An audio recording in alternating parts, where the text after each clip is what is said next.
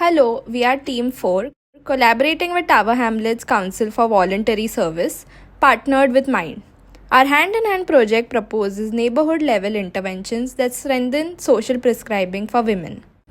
Here are our team members. We began with street interviews with women in Tower Hamlets to understand everyday experiences of mental health, followed by expert interviews to explore social prescribing, plus secondary research to provide wider context on Tower Hamlets and the NHS system. We focused on non clinical mental health challenges in Tower Hamlets and had two questions. The questions were who helps non clinical challenges and what types of support are provided.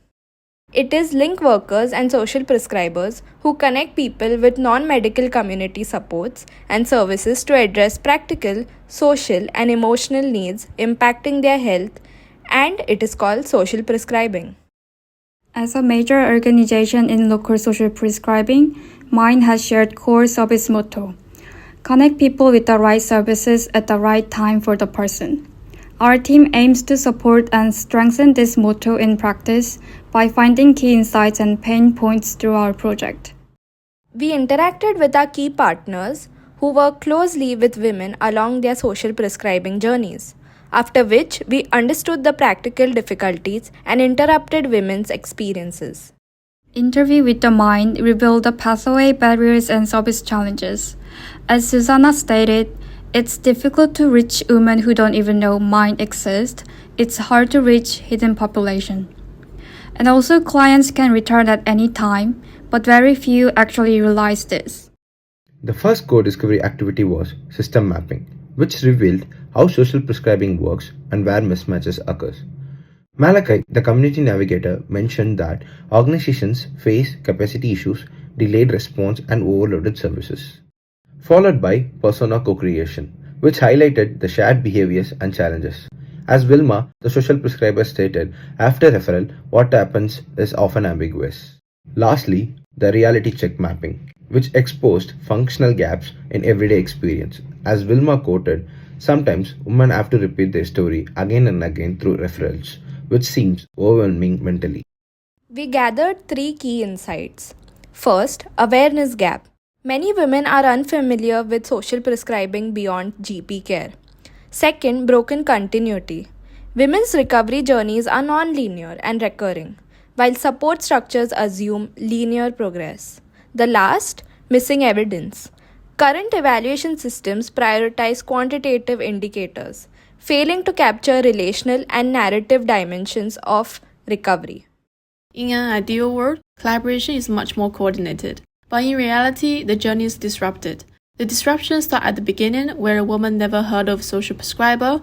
After referral, social prescriber has no vision on woman's recovery journey and no feedback loop, which causing the broken continuity. But how might we make the neighborhood level and also relationship-based support without adding burden to overstretched workers? To figure out the solution, we think through ideation and make prototypes to validate it. For our final solution, we have designed three verticals: bookmarks and visual prompts, events, and a booklet activity. Together, all of these are part of our hand-in-hand project. Briefly, the flow is designed to create first, awareness about social prescribing.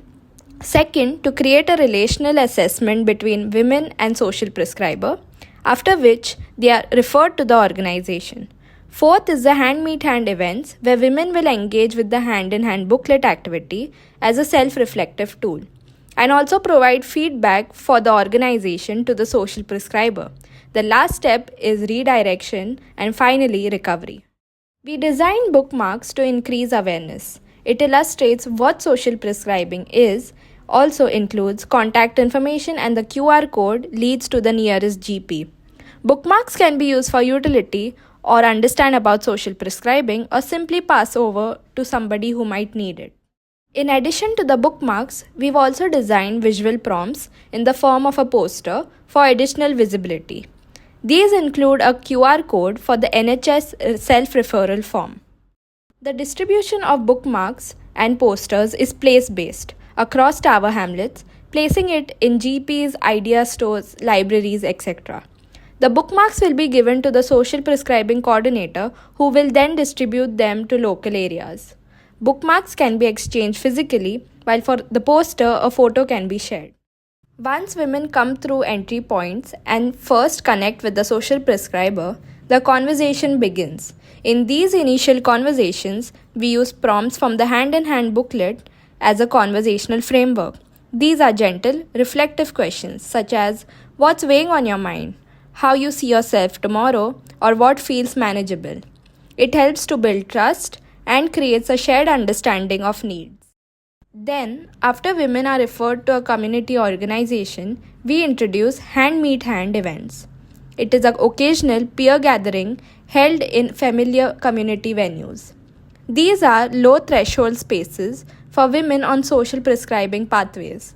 Social prescribers can optionally attend, connecting peer support with professional continuity. This enables light touch reviews and care redirection without relying on formal appointments. Following feedback from Tower Hamlets, we've confirmed that they can host these events regularly. We plan to start with established organizations like Mind and expand from there. At each gathering, women use the hand in hand booklet as a reflection tool. These are the same prompts from the first conversation with the social prescriber, which means it creates familiarity while their answers evolve over time. It's an intentionally simple booklet. They respond with short words, drawings, or colors, and the booklet is women held. It belongs to her throughout her journey.